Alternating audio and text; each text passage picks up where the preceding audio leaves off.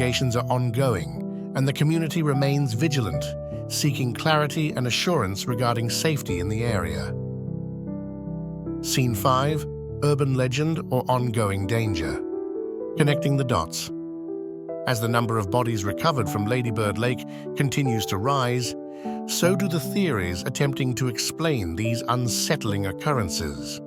While law enforcement maintains that these are isolated incidents, many in the community and online believe there is a more sinister pattern at play.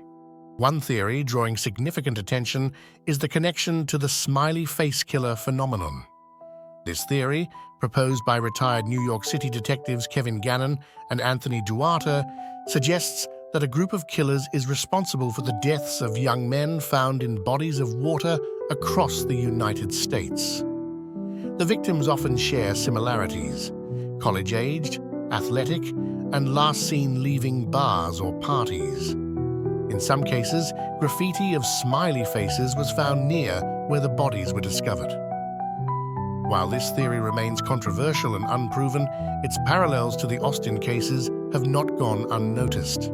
Others speculate that the deaths could be linked to human trafficking or a coordinated group targeting individuals in the nightlife scene.